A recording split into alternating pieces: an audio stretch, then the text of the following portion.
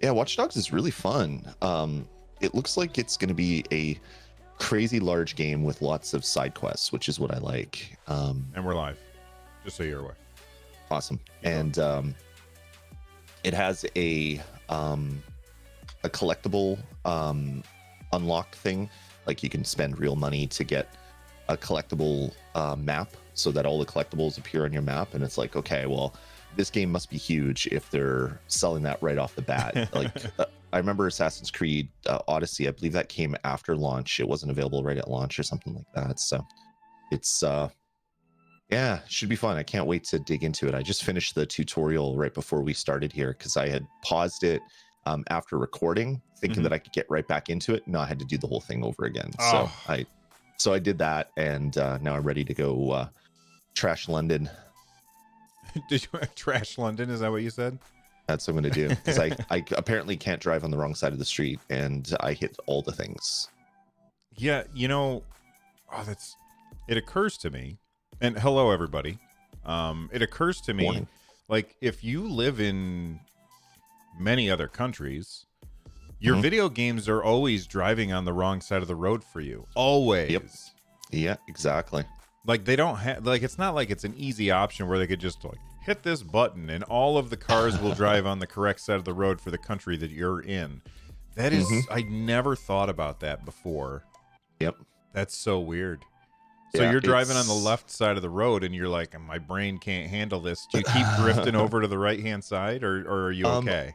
I take turns really wide, and then I touch oncoming traffic a little bit, we'll say. So yeah, it's gonna take a while. And plus, the guy that I chose as my main guy he's like a young Londoner, so it's all slang. So everything's bruv.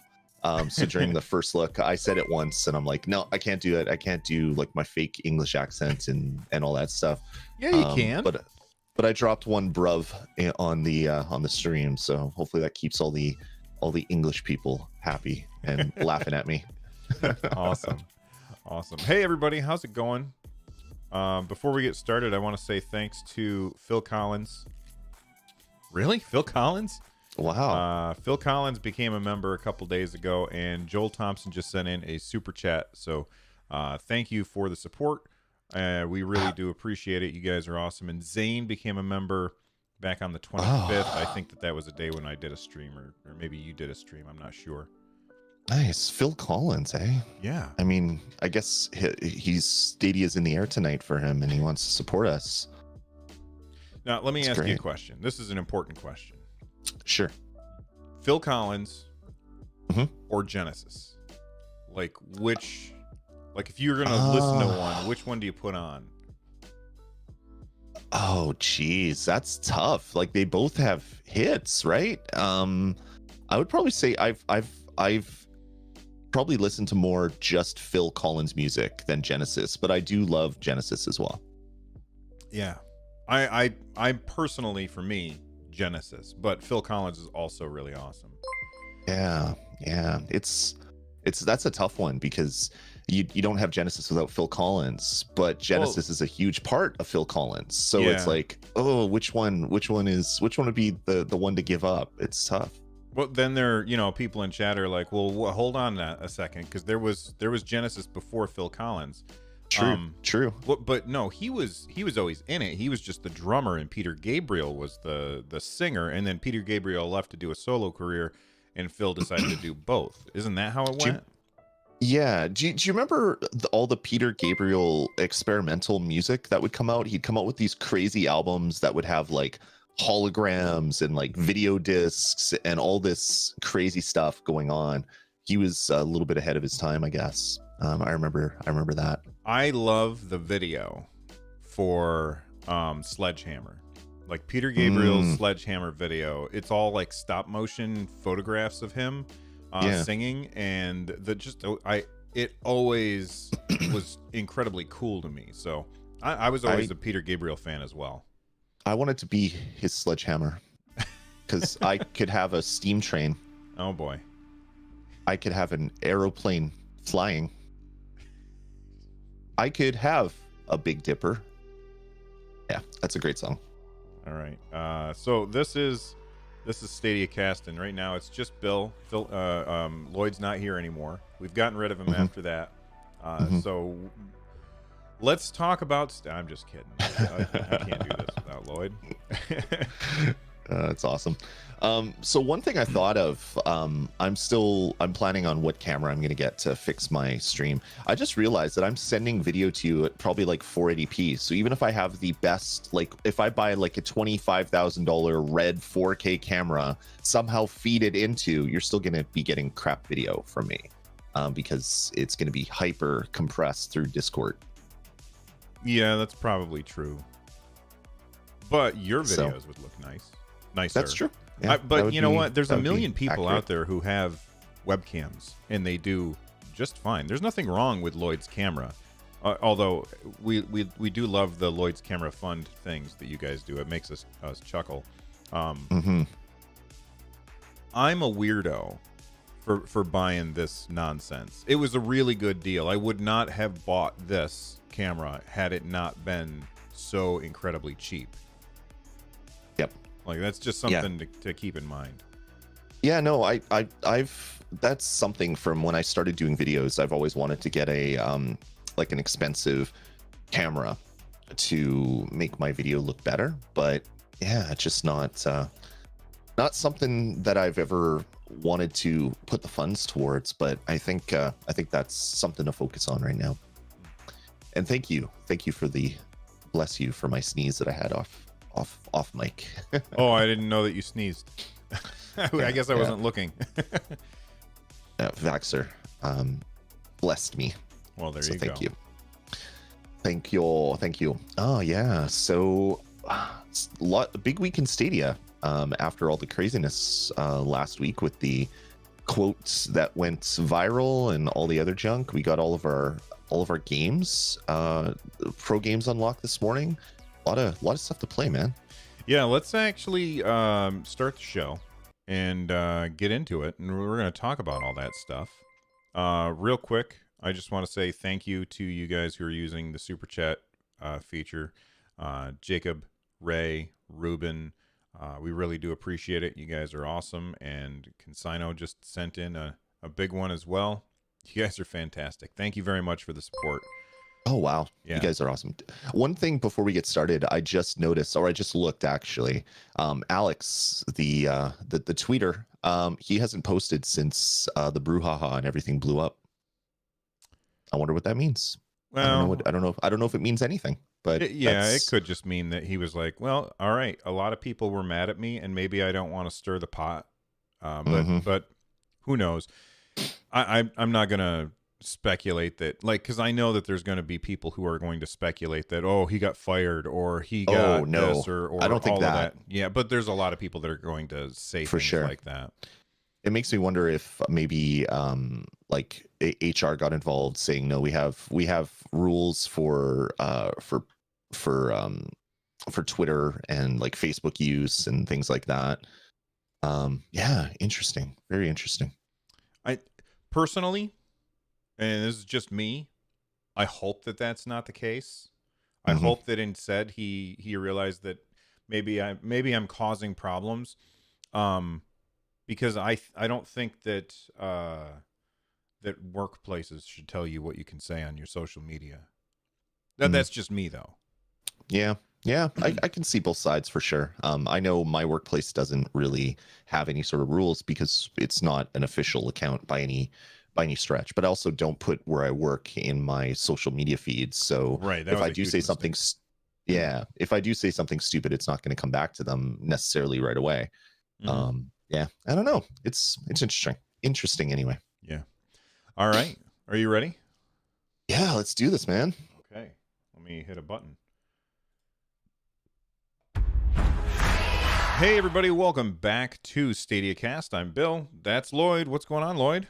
Not much, man. I'm still riding my sugar high from last night for Halloween. We ate a bunch of candy and fatty foods, and then watched family-friendly horror movies. It was a great night, even though we couldn't go out and trick or treat. Yeah, we pretty much did the same thing. I'm having less trouble with the sugar high and more trouble with like all of the like French fries and mozzarella sticks and all that trash that I ate. So like this morning I woke up, I was like, ugh, my stomach is a little irritated with my choices from yesterday. But anyway, that's not what we're here to talk about. Although I'm sure the live chatter saying, "Hey, where's the Stadia Cats stuff?" Stick around. Maybe we'll talk about it after the show because we forgot. Before we do get started, this is a show all about Google Stadia. We record the show live Sunday mornings, 10 a.m. Eastern. We just had our time zone change, and it's funny. I'm looking at my Windows for some reason. Still like it says it's 11 a.m. I panicked a little bit ago. Because I looked at my watch and my watch said what time it was and my phone said what time it was, and I sat down at my computer and I looked at my computer clock and it said it was 10:15, and I was like, oh my god, I forgot about the show. And but then I was like, wait a second, that doesn't make any sense. Just a few minutes ago it was like 9 o'clock. So then I looked at all the other clocks and I was like, okay, we're fine. But yeah, if you were here an hour ago wondering where we were, here in our part of the world, we did the yearly stupid thing where we switch our clocks in order to have the sun come up earlier. Whatever, I think it's dumb. But anyway, you're here with us now and we appreciate it. If you want to directly support the show, and you're here with us live, you can use that super chat feature to make sure that we see your message, and we will respond to each and every super chat later on in the show. You can also use that applause button. You can click on the join button in order to get some extra stuff there. And there's also right down below, there's a little share button. If you click on that share button, you can share the video with somebody that you think would like it. Are you ready to talk about Stadia, Lloyd? Yeah, I am. Before we do, I just want to say I appeared on the first episode of Cloudburst yesterday, which is a new podcast by Stadia Rocks. So it was Rock, Clive Illenden, Charm City, Avery, Eddie Player One, and Phantom UFC Fan. And myself, we had an episode talking about, is the market too saturated for cloud games? So just want to throw that out there for people that want to know some other opinions on cloud gaming. It was a fun hour-long chat over there on Stadia Rock's YouTube channel. Yeah, I watched it. It was great. You guys did a great job. It was a fun watch. So definitely make sure you check that out. Now, I want to make sure we get it right. It's not Stadia Rocks anymore, isn't it? Cloud Rocks, and it's Rock with 2 Ks. I want to make sure that we get it right so people don't go to aren't able to find it. Because I thought he had changed it to Cloud Rocks from Stadia Rocks. I think so too. Let me see. Well, anyway, channel. while Lloyd's go ahead. I can't find the YouTube channel. I'll find it and I'll verify it at some point during the show. All right. So let's get started, and we always start every episode with what have we been playing. Lloyd, you and I both received review copies this week. I received one for Sekiro. You received one for Watchdogs. Why don't you start us off and talk a little bit about what Watchdogs has been like for you? Watchdogs, I'm a big fan of Ubisoft games. I'm just going to throw it out there. The way they do open world, where you have a large map with a whole bunch of icons that are grayed out, and then you go to them and they turn white, and you tick one off your list and you feel happy. I love that kind of gameplay. So I've been a big fan of Assassin's Creed and Watchdogs since they first came out. Watchdogs Legion is the new latest version of Dogs. It's Watch Dogs 3 essentially, and it takes place not in the US for the first time. So you're over out in London, and you are hacking the world to save the world after the organization that you're part of is basically framed for blowing up spots all over London. So you're diving in and you are hacking and saving the world. The best part about Watchdogs Legion is you can basically recruit almost every single person in the world. Not everybody, but they're there's hundreds and hundreds of different people that you can recruit to be hackers for you. And to do that, you basically walk up to them and hold down Y, and then it says, hey, do you want to recruit this person? You have a little chat with the lady or gentleman, and next thing you know, you're going through a quest to basically get this person added to your team.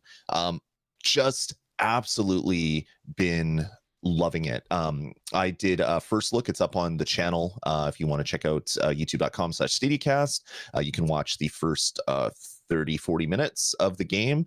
It is a mature rated title, so there's lots of expletives and other stuff. So if you have kids around, you might not want to watch that video right away, just because of language. But I'm really loving it. I did the tutorial, or most of the tutorial, yesterday. Came back today to play around a little bit more before the show, and it didn't save my progress because I didn't finish tutorial, so I had to do that all again. And I did my first recruitment mission. It is fantastic. I'm very early in. I'm like an hour into the game, but I am planning to do a stream later today after the show. I'll stream maybe an hour or two of Watchdogs as I kind of figure out what I'm doing in the game.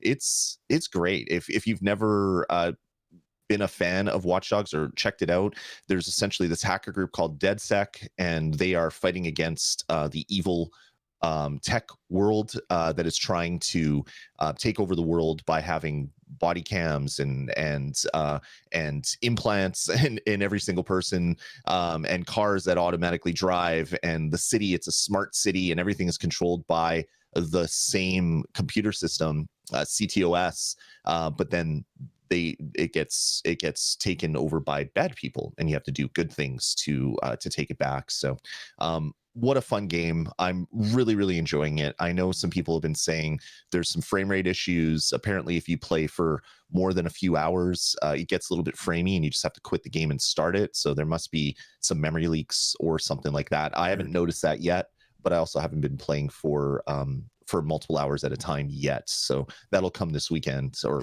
today, the last day of the weekend. That'll come later today, I'm sure, as I spend a big chunk of time playing the game. But so far, so good. Loving it. And definitely come check out my stream later if you're interested in seeing more about it.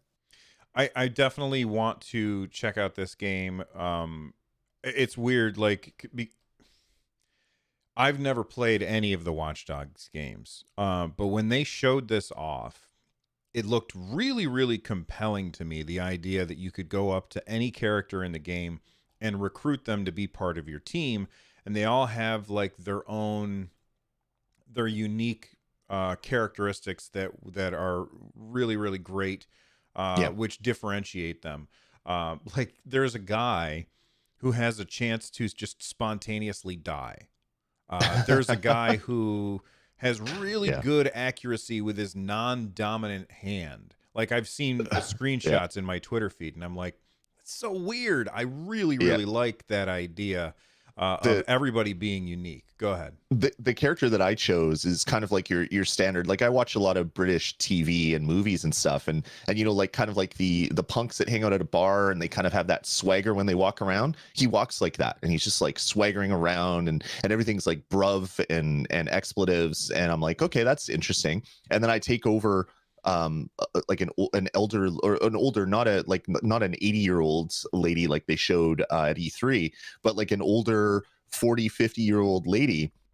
She walks different, she talks different, she interacts different, and then you have like, it's crazy. It is so completely crazy that there are hundreds and hundreds of characters that you can recruit. They all have their own voiceover, their own pluses and minuses for using them. Like the spontaneously dying thing would be really bad if you're in the middle of a mission. I'm really loving the game so far, but I'm very early in, so we'll see if the I don't know, if all of the crazy characters start becoming very samey once you get further in the game. I'm not sure yet, so I'm interested in getting further and seeing all that stuff out.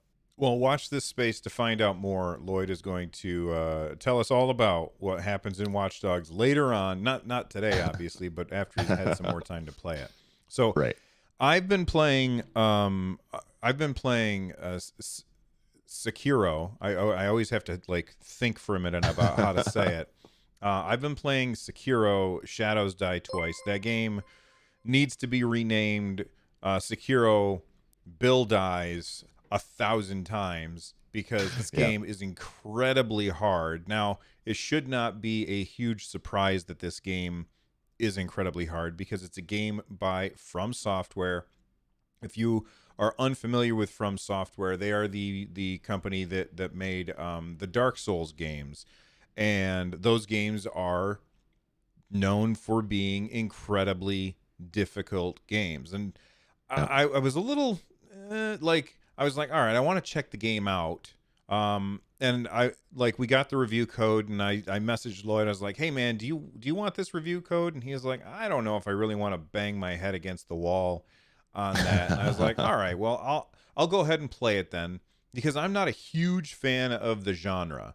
It's not that I think that they're bad. It's just that I know that I am not up to the task, and Mhm. I know there is zero chance.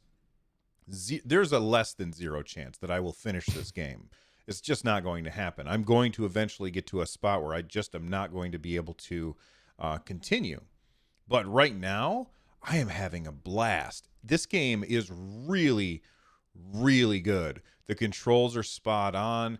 Somebody was asking me if it was 4K or 1080p. I don't know. I don't really care. The game looks really pretty. It plays very, very well. The animations are all incredibly smooth. And so I don't want to get into any spoiler stuff. So I'm not going to spoil anything. But your character has like a grappling hook that they can throw out, almost like Spider-Man, it feels like. And so like you can find this high point, you can grapple up to it, and then you kind of get an overall look of all of the people who you have to then make your way through by killing them. You can see what they're doing, and you can eavesdrop on different conversations, and they'll give you hints like, oh, watch out for this guy. He's, the only way to hurt him is fire, which is a weird conversation to have, but okay. And then you can go back and make your way through and try and take these guys out. Now, the big difference for me that I've noticed so far, and maybe I'm wrong about this, but the big difference is that this game relies a lot more heavily on stealth than Dark Souls does. Dark Souls, I only played the third one, and I didn't get very far because I'm bad. But that game didn't feel like it was all about stealth. This game feels like stealth is like you can one hit dudes and just take them out instantly with a stealth kill. Most of them, unless they're like a mini boss or a boss. The controls are fantastic. It's such a great game, and I'm having a blast with it. I know that sometime very soon I'm going to hit a wall and I won't be able to progress anymore. I like the first mini boss that I general so and so like that I must have died against that guy 30 times. I'm not Mhm. even exaggerating. Like 30 times. This was yesterday. 30 times in one day fighting this dude, but I felt Yeah. like I can do this. I can make this happen. I can beat him if I just get it right. And then I realized you can like sneak around behind him and like open up with a stealth attack and be able to make like really put the fight in your favor by starting out that way, but then you still have Right. to fight traditionally. But it's awesome. It's really, really great. The only game like that that I really enjoyed was Bloodborne, and that's because it was a little bit more fair, I guess, for me, for my play style. I've played Dark Souls and Demon Souls and all the Souls games a little bit, like at least trying to get past like the first boss. And I don't know, like games that are hard for the sake of being hard. I understand that there's a segment of the market that really likes that. And that's great. I'm glad that there's a game for you. But for me, I have such limited game time, and because I I work 9 to 5. I have 2 kids, spend family time. I have other husbandy duties that I have to do, cleaning the house, doing repairs, all the stuff that I normally do just to live my life. When I play a game and I have to like beat my head against just a segment of the content repeatedly to then go on, I just don't have the time for that.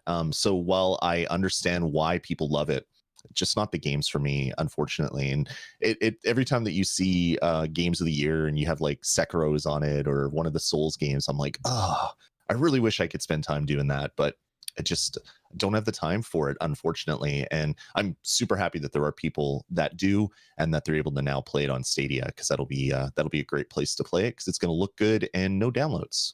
That's right. And I will say this about it. Like when you say, I see like this game on like game of the year lists or whatever. Hmm.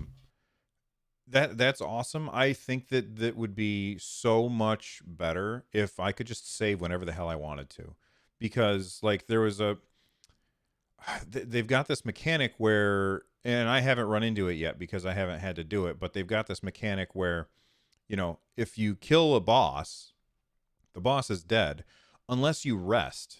And if you rest, then everybody respawns.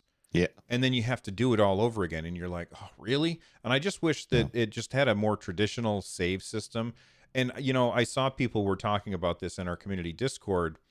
They were saying something along the lines of, why don't they have an easy mode? Well, I can understand where they have this vision for their game, and that's the game that they want to make. And there's so many games out there that if this game does not appeal to you because it's super hard, then by all means don't play it. But there's a lot of people out there who really, really like these games because of the challenge. And for the people who finish those games, my hat's off to you. You're better than I am. But I am really enjoying what I've played so far, knowing full well that I'm never going to get to the end of this game, and I'm okay with that. Although I love the setting. Everything about this game is awesome, except for just how hard it is. Yeah, see, that's the one thing that I was kind of struggling against is I love the way the game looks. I love the setting. I love the atmosphere and the look of the game. But oh man, I'll probably end up picking it up eventually when it's on like a deep sale, and struggle against the first boss and never touch it again, because that's kind of how I do things. I'm crazy that way. But yeah, I'm super excited for the people that want to play it on Stadia. I'm glad that it's there for you, but it's just not my style of game, unfortunately. All right, let's get ready to move on to the news. But before we do, there's a bunch of people in chat that are correcting me. They're saying bosses stay dead, and I'm like, okay, good to know. Lloyd has something else to say though. The big enemies and stuff will respawn, but it's the boss won't. One other game that I've been playing now that it's been patched is Windbound. The big patch finally came out, so you can play in story mode. When you die, all of your items are in your pack. Your boat respawns. You don't have to rebuild everything if you do a stupid thing like jump off of a cliff by accident and then have to swim around and die. So Windbound is, for me, fixed. So I spent a chunk of time yesterday or Friday, I can't remember when it was, playing that, and really, really loving the game now. It's amazing what just a couple changes will do to make the game more forgiving. And they also added some Halloween content into it. There's 3 pumpkins that are going to be in the game from world 1 to world whenever the end of the world is. And if you get them, they give you special powers, and they're boons that you can add. When you die, you can choose which boons you want, so they can give you like better potions or other stuff like that. So that's been added to the game. So if anybody was holding off on Windbound, waiting for the big patch, which has been on everything for a while, it's finally on Stadia, and it plays really, really well. So I'm a big fan. Awesome. Very, very cool. All right, so let's start off. Google posted the Stadia Savepoint. They posted this yesterday? No, 2 days ago on October 30th. We're recording this on November 1st. And they have a couple of things that they wanted to make sure that everybody knew about. So first off, they said crowd choice is now available. We've been using crowd choice with Baldur's Gate 3 and Dead by Daylight. You have yet to. Have you done any Baldur's Gate streams? No, No. Okay, so you haven't had a chance to use crowd choice yet. I've not. I've been on your streams while you've done it, but I've never streamed it on my own. Okay. Crowd choice, for those of you who are unaware, lets the people in chat make decisions about what's going to happen in the video game, which is really, really cool. For Baldur's Gate 3, it's limited to when you are having conversations with NPCs. And in Dead by Daylight, I think that it's kind of the weak version of it, where they're like, okay, you can use this monster, or you're going to be the killer or the victims. And that's pretty much it. It's kind of weak so far. Baldur's Gate 3, the way that they do it on Twitch is 1,000 times better, and I can't wait until YouTube gets caught up with what they're doing over there. I will say this. I was trying to watch some Twitch streams. I think it was on Friday, and man, their advertising is so irritating. I cannot stand going over there anymore. Like it used to be, if you were a Twitch Prime member, which I am because I have Amazon Prime. I'm getting distracted. I shouldn't talk about this right now. It used to be you could watch Twitch without any ads, kind of like if you're a YouTube Premium member, you watch YouTube without any ads. And now you can't anymore. And it's driving me away from Twitch. Twitch is ticking me off every time I try and watch somebody stream over there. Yeah. Anyway, it's pretty egregious, especially when they added the auto ads, where it would just, like, the streamer itself it would just randomly figure out this is a good time to put an ad in, and it would do that automatically. I'm glad they've backed off of that a little bit, but yeah, it's getting a little bit crazy. And I know Amazon wants to make money because they're not in the business to lose money, but man, it used to be so good, and now it's less than that. Yes, it is. Although they do have a better UI than YouTube does. So anyway, Crowd Choice is now available on YouTube this month. It came out. It's pretty cool when you use it. It's very interesting how games can change based on streaming them. I'm very interested in seeing how this stuff gets baked into more games later on. They also, now people have the ability to play Stadia on mobile. Neither of us have Android phones, so we can't test this out. I've heard a lot of really, really good things about it, though. So that's actually pretty awesome. And I would assume it doesn't use any more data than watching YouTube videos. So at that point, like, I'm watching YouTube videos on my phone all the time. I don't think that people are going to run into too big of an issue with that, but it all depends on your mobile plan. Yeah, they say that it can use up to 2.7 gigs an hour. So if you have a 5 gig a month data plan, you're going to be playing games for 2 hours, and then all of a sudden you don't have any data left. So yeah, definitely make sure you've looked at your plans before you start doing that. I mean, is that how much you would use by watching a YouTube video on your phone? Probably that, or probably a little bit less because of the way that it like hyper compresses everything down. But yeah. All right. They also have referral rewards for friends and family, so you can now share out your, like, a little code, and if somebody signs up, then you get a free month, which is very cool. This is one I don't think we've talked about. They have push notifications on mobile now, which is kind of awesome. Like, somebody can send you, it says receive notifications in the Stadia app on Android and iOS devices about Stadia Pro games. That's really cool. Getting a notification about pro games. Like, there's a bunch of new pro games that came out today, which we'll talk about in a little bit. And like, if you didn't remember to look, then you might not know about them at all. So like, for instance, we have PS Plus. Well, I don't have PS Plus anymore because I never use it, but my son does. And if he wants to get those games each month, he has to remember to log in whenever it is, I think the first week of the month or whatever. He has to remember Yeah. to log in, and then he has to remember to go to that section of the UI on the top left, and then he has to claim each thing. Yep. Sending a notification to your phone is really cool.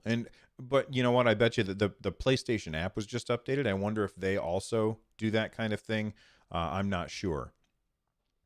Yeah, I'm not sure on that, but yeah, getting notifications is going to be a good step in the right direction for people that don't want to even have to remember it. Just randomly through the year, they'll get a push saying, or through the month rather, they'll get a push saying, November's games with gold or November's pro games are here. Do you want to download them? And you just go and do it. So I think that's going to be a really great thing for people that are a little bit more forgetful like me. Yeah, we've got some new pro games which we're going to talk about in a little bit. I'm not going to go through those at this point. I will say that October had the following games launch: Baldur's Gate 3, Cake Bash, Created Dark Circus, Dead by Daylight, Humankind had their little beta thing, Human Fall Flat, Immortals Phoenix Rising demo, Pac-Man demo, PUBG Season 9, Sekiro, and Watchdogs. Those are all games that came out in October, which is really good. And then we had new games that were announced this month. If you missed any of those, Ark, Assassin's Creed Origins, Assassin's Creed Syndicate, Assassin's Creed Unity, Far Cry New Dawn, Far Cry 5, Humankind, Hello Engineer, Orcs Must Die 3, DLC, Pac-Man, Phoenix Point, Tony Clancy? No, Tom Clancy, Ghost Recon Wildlands. Tony Hawk's Ghost Recon. Young Souls, Watchdogs, and Watchdogs 2. That's a lot of announcements in 1 month. Like the claim that many have made that there are no games on Stadia is becoming less and less and less. What's the word that I'm looking for? Accurate. Okay, there you go. I guess that is the word that I'm looking for. Anyway, any thoughts about this? It's been fantastic. Like it's fun for me as a content creator that gets review codes, buys a lot of games myself, looking at the store, and there's games that I want to play on it that I don't already own. Like that's the good thing. That means that the store is becoming viable for many people out there. So yeah, it's been a great month. A lot of the pro games for this month are for November are ridiculous, and all the games that were added last month and announcements. Yeah, Stadia is going to be good. Like as we roll on towards the end of the year, there's going to be a lot of games on the service for pretty much anybody that wants to play games. Yeah. So real quick, I've mentioned it a couple times. We've got some pro games coming, and I'm kind of going out of order from the show notes, but we've got 6 new pro games. Do you think that Stadia can continue this like in, so get this, November last year 2 pro games, December 2 pro games, January 2 pro games, February 2 pro games, and then they started to go bananas. March they went to 3, April was 4, May back to 3, June 6, July 5, August 5, September 6, October 6, November 6. Like that's a lot of games. If you have been a pro subscriber since the beginning, you have got 52 pro games so far. And if you joined right now, if you were never a pro subscriber before and you joined for $10 a month, you would be able to claim 31 games at this point right now. Yeah, for $10. That's like crazy to me. It is. And you ask the question, can they sustain it? Well, they keep, like when they roll out the list of games that are coming for pro, it's new games to the service. So they must be working on content deals with publishers and developers saying, hey, we see that you're bringing Bob's platformer to Stadia. How would you like to be a pro game for December? And then they work on the contracts, figuring out what the money is going to look like. Is it here's a money hat, or you get X number for the number of plays? We don't know what Stadia's deals are. I would assume it's a prepayment of a big chunk of money for adding to the service. so as long as developers keep adding content to Stadia, they're going to keep getting new games that they can add to the service. Remember when Stadia was first announced, and then they got into the whole Stadia Pro thing, they said it'll be around a game a month will be added to the service. We've never had a game a month. We've had at least 2 every single month. So I mean, I mean, they're not lying. It is around a game a month. 6 is still around a game a month. 0 wouldn't, but oh man, it's been fantastic. And there's so many great games. Like, it's not just one genre. It's not all just platformer or first person shooter. There's puzzle games, there's atmospheric games, there's co-op games, there's battle royale games, there's everything that they've been adding to the service. It's been such a great value. And when you look at it, like the fact that us as founders, we haven't paid for 6 of the months that we've been pro for. So we've only paid for half a year, and we got 50 plus games. Yeah, it's kind of ridiculous. It is. So this month, the pro games are Sniper Elite 4. Merrick in the chat room typed in cries in sports games. Yeah, we haven't had a lot of sports games. Yeah, we'll throw that out there. So you're right, Merrick. But everything else has been pretty decent. So Sniper Elite 4, Risk of Rain 2, Gardens Between, Hello Neighbor, Hide and Seek, Republic, or Republique. I don't know how you're supposed to say that. Republique. Yeah. And then Sundered. Of those games, Lloyd, which is the one that you think is the go-to game for this month for you?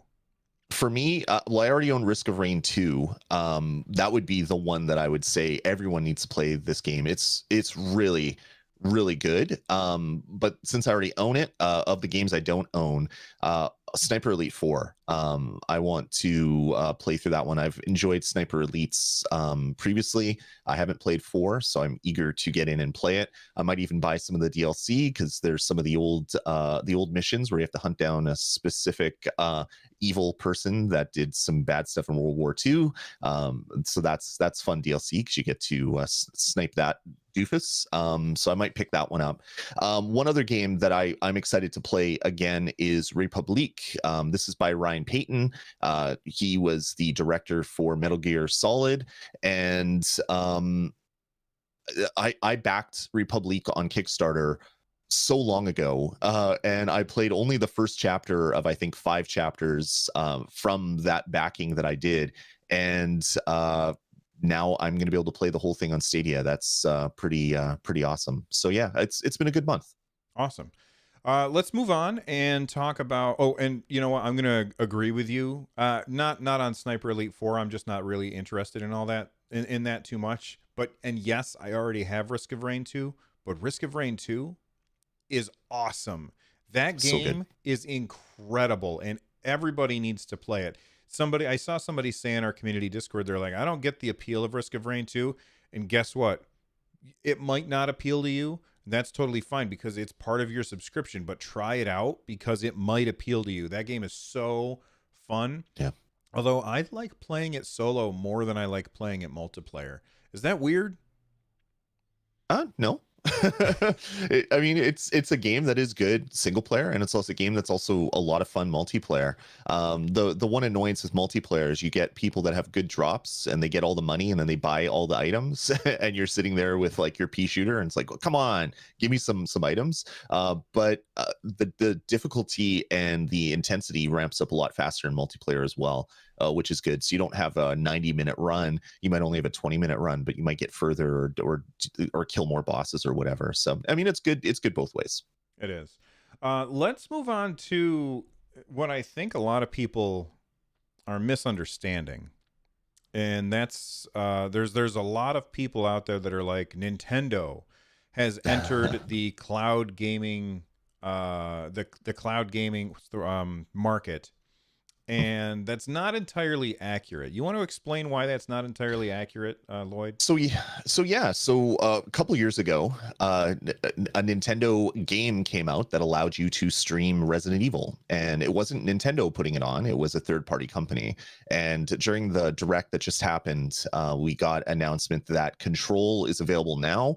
The Game of the Year edition or the Enhanced edition is available now to play on Nintendo Switch, and then they're going to be bringing Hitman as well.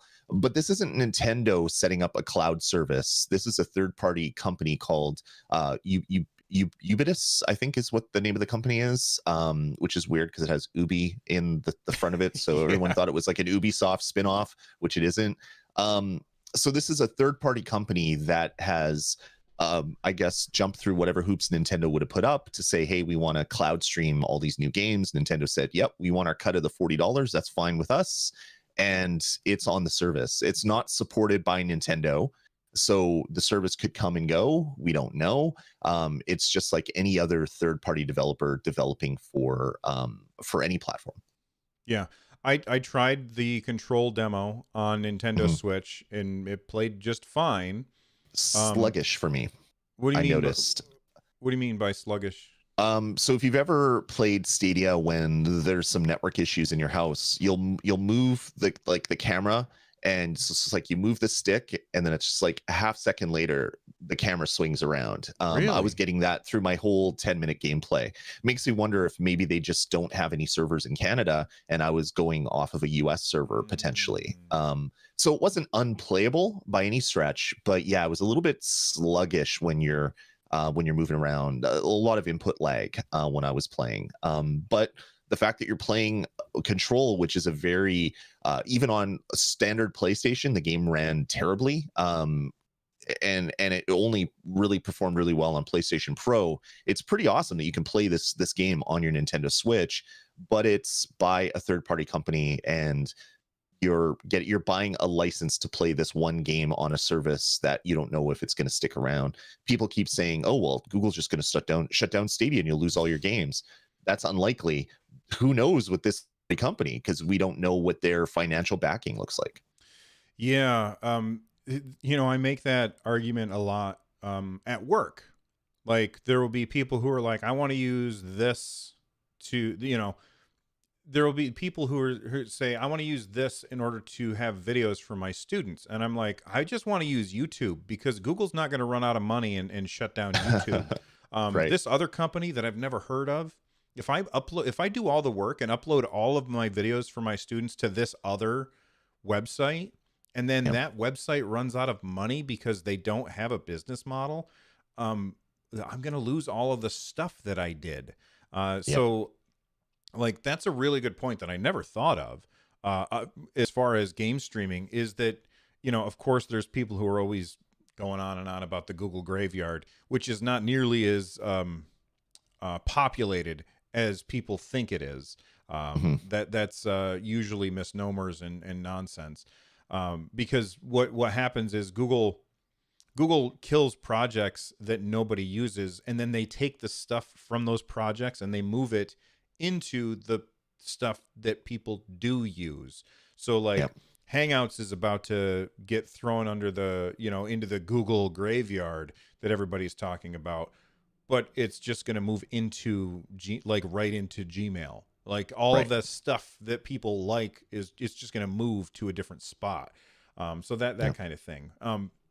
But yeah, like this company, they're not Nintendo. They're not backed by those hardware sales, and if they shut down, then you don't have access to your game anymore. And I don't have that worry when it comes to Google. That makes a lot of sense. Now, you saying 100%. That it controlled sluggish, were you playing in handheld mode or like with Ethernet? Because I was playing with Ethernet.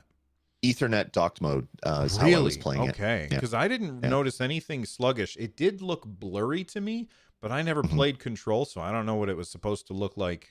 Anyway. It looks way better than that. Way better than that on other platforms. Okay. I want to see like a Digital Foundry breakdown. It makes me wonder if it's not just 720p even in recommended docked mode because it was very blurry. But yeah, the controls of control, which is weird to say, were very, very sluggish for me. And again, I'm wondering if it's just because I'm in Canada and the servers might only be in the US. Because again, we know where the servers are for Google because there's a network map. We know where the servers are for Amazon because there's a network map. We don't know where the servers are for this third party company that is bringing cloud streaming. So yeah, I'm excited about it because this is going to allow people that maybe don't have the ability to play a Control or Hitman or Resident Evil or whatever else might be coming down the pipe any other way, an option to play it. But part of me just wishes there was a Stadia client for Nintendo and they could play all these great games with good servers and without the possibility that the service is just going to fall over in 6 months. Do you think that this comes up with iOS as well? Do you think it's possible for Stadia or xCloud or GeForce Now or whatever other cloud platform? Do you think it's possible for, well, probably not GeForce Now because they don't sell games, but do you think it's possible for, we'll say, Stadia to say, all right, we've got this game Orcs Must Die 3, we want to sell that game on Nintendo Switch, so we'll just sell that game and then you connect to it and then you stream just that game, and that's how they get around having their store on other platforms? Do you think that's a possibility, or do you think it has to be the whole store or nothing? I definitely think it's possible. They could have one. They could have just this stub application that when you click it, it basically fires up a specific one-time stream of that game on Google Stadia, and then when you stop it, it spins it down. They definitely could do that. I don't know if that's something Google would ever want to do, but if they want to appear on the App Store, that's kind of what Apple is telling them they have to do. They have to have every single game as an individual icon that someone can have on their phone, which just is ridiculous to me. But yeah, they definitely could do that for properties that they own. It might actually make sense for them to do that in the future. Put Orcs Must Die on all other platforms just by streaming from the Google Cloud, and then they can put out a press release in 6 months saying 1 million people played Orcs Must Die on Stadia's cloud. We must be doing okay. They played it on Xbox and PlayStation and Nintendo. We must be doing okay, people. Yeah, it must work okay. Yeah, that's brilliant. It's kind of like Trojan horse marketing would be a really fun way for them to do that. Well, you brought up marketing, so we might as well talk about it. Stadia, and I apologize to the people who showed up to the stream because I titled it that Stadia is giving away codes. And there's a bunch of people who are in chat. They're like, when are you giving away codes? And like, we're not giving away codes. Google is giving away codes. This is a new marketing thing, which I think is awesome. So sorry for the confusion for the people who came to chat for the codes. We don't have codes to give away. But let's talk about this. This is a pretty good marketing. It's Free Code Friday. This is a tweet by Stadia. It's Free Code Friday. Follow Google Stadia and tweet hashtag Stadia Sweepstakes for a chance to win a free game code for Marvel's Avengers Deluxe Edition. Be sure to share with your friends too. This is awesome. This is the kind of thing that they need to be doing all of the time. Yep. I like that they called it Free Code Friday. They better do one on next Friday. They better do one every single week. It does not cost them hardly any money because they're just giving away a single code and everybody's tweeting about it, and it's free marketing. This is brilliant. Yeah. I think it's a really great idea. Because Major Nelson has been doing that for years and years and years on the Xbox side. They do a Free Code Friday giveaway, and I think the hashtag they used was Free Code Friday. So now on Fridays you're gonna have a mixture between Xbox users and stuff. But I looked at that hashtag, and it doesn't look like it's being used by Xbox. So maybe they changed the way their hashtag is being used. I thought there'd be some confusion there, but there isn't. But yeah, this is a great way to market it. Give away a code for a game that you can play instantly. You don't have to punch the code in on Xbox, wait for the download, play it down the road. You win the code, you plug it into your Stadia account, and you're playing the game within a minute. It's pretty cool, and I'm sure there's going to be some really great PR from that if the right people win the codes. Say, I don't know, a content creator for some other platform says, "Hey, look at this! I just got a Avengers code, and I'm going to play it," and they do it on stream, and it gets more fantastic PR for Google. When you said if the right people win the codes, I think I think it's less about. Sure, it'd be cool if a content creator for some other platform won the code and they tried it out and they showed everybody how great it was. If the wrong people win the code, somebody who has like 1 megabit down internet, that's going to be bad for them. But I do think that it's good that they do this. Give away those games. Honestly, they should be doing it way more often than once a week. They should be giving away codes for these games so that people can try it out and see for themselves. Because there's a lot of people out there who just decided that Stadia wasn't going to work before they tried it, and then they tried it and they're like, oh, it actually works pretty damn well. And there's a person, I'm probably going to pronounce his name wrong, Mike Krahulik, who is the artist for pennyarcade.com. He recently wrote an article basically saying, I tried Stadia and it's pretty damn good. He was impressed with it. It wasn't all sunshine and roses, because he noted in his article that he was on Ethernet and it worked great and was awesome for him. His wife was on Wi-Fi, didn't work as well for her, but he's going to look at moving his setup, he has the EOS mesh networking. Yeah, his mesh network around, and see if he can fix things that way. But that's the kind of experience that I think a lot of people who have not tried it would have if they tried it. Like, they'd be like, oh, it actually works pretty good. I had a bunch of people send me that article, so I tweeted at him and I said, hey, I would love to have you come on the show. And sometime this week, he and I are going to get together and we're going to talk about his experience with Google Stadia. So I tweeted this question out, and I would appreciate it if people have things that they want me to ask Mike. Then reply to this tweet. I said, you want to know what his thoughts are on Stadia? Let me know. A lot of people were replying and saying the same thing. Like, there was like, why don't you like the business model? Why don't you like the business model? So we've got that covered. But if you have other things that you're curious about his thoughts, because and some people might not even know who he is, but everybody has heard of PAX.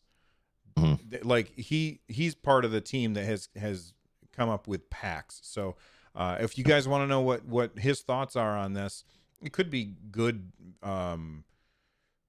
Like, him talking about this could be very good for Stadia as a whole, because he's somebody who I think most hardcore gamers would identify with.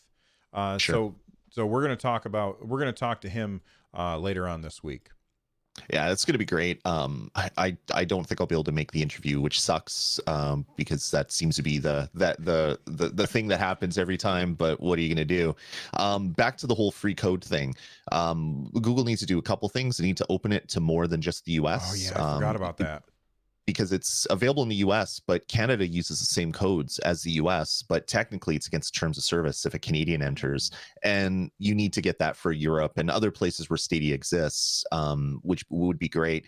And what Google needs to do, to your point of giving away more codes, they own Orcs Must Die 3. When the new DLC comes out, why don't you give away 1,000 codes or 5,000 codes to people to try, sign up, have a big giveaway, and allow people to get in that don't already have Stadia Pro to play this new game. And then if they like it, they can buy the DLC, and everybody wins. Google really has the ability here to do just guerrilla marketing, because there literally is no hardware to buy and there's no downloads for anybody. You get a code, within 30 seconds you could be playing the game. There's no better marketing than that. Right, and that's one of the reasons why the those demos are so huge for Stadia. When those demos came out, like, there's a bunch of people who they didn't care about Stadia, but they were interested in Immortal Phoenix Rising. And so when they played that, they were like, "Oh, wow. This works well. It works really well. I can't believe it." The number of articles that I've seen, or posts on Twitter or blog posts or whatever, of people saying, I tried Stadia for the Immortals Phoenix Rising demo and it worked really well. I had written off Stadia as useless, and now I'm going to give it a second chance. So demos are going to be huge, but they need to not go away. You need to be able to have them in your library forever so you can play the same 15, 20, 30 minutes thing over and over and over if you want. The whole 7-day demo needs to go away, but I mean, Google's probably working on that. Well, so my thoughts on the demos being time limited, I assumed, maybe I'm wrong, I assumed that the reason that they did it that way was because it's open for anybody who has a Gmail account. And so basically they were giving you access to the game. And did you get to the end of any of the demos? Yeah, I played through Phoenix Rising, and the Phoenix Rising demo is actually a custom chunk of content that was only made for that demo. Okay, so it's a complete. Yeah, go ahead. It's a complete standalone little island set, and once you beat it, it says, "Hey, do you want to link this to your Uplay account or Ubisoft Connect now?" You say yes, and then it unlocks something for, if you buy the full game, you get access to this armor set that you wouldn't have access to any other way.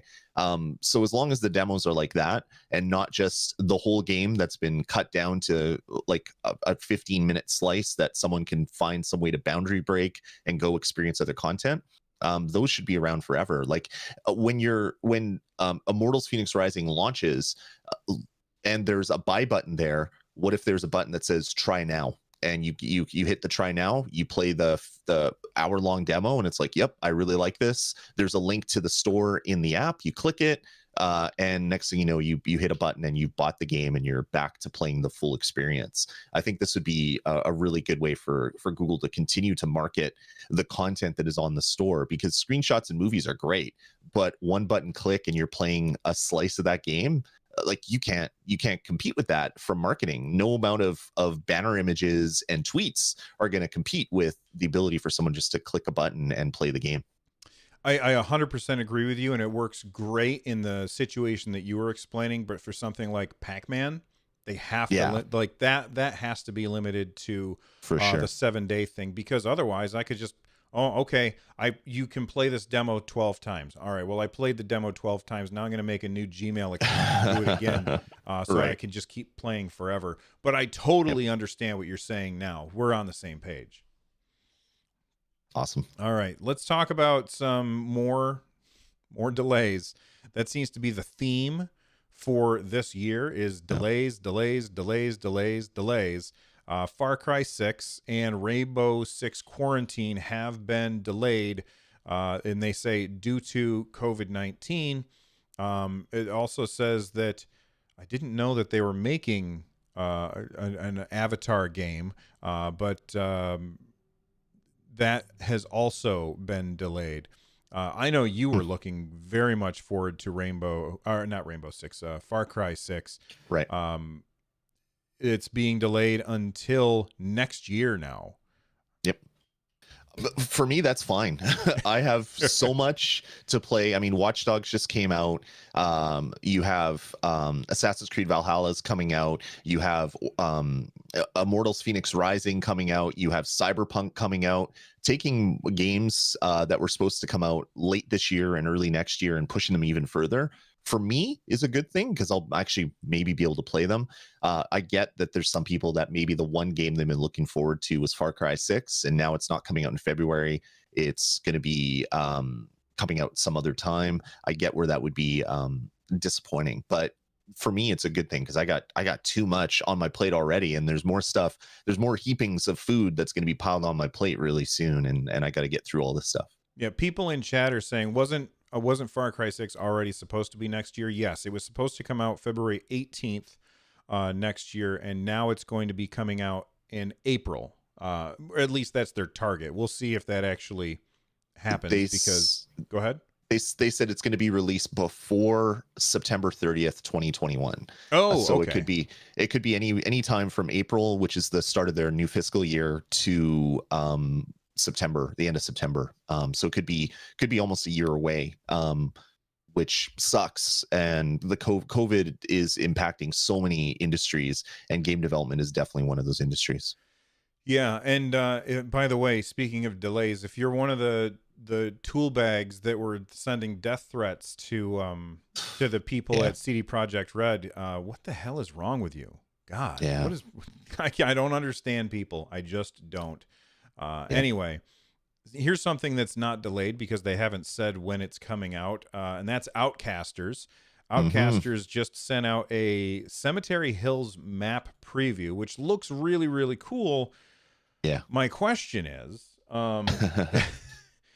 it's a Halloween themed map. It's a Halloween themed map, and Halloween is now come and gone, and the game is not out. So why are you hyping up a Halloween themed map right now? And I'm trying to bring it up, and my computer is struggling for some reason, so I'm not going to.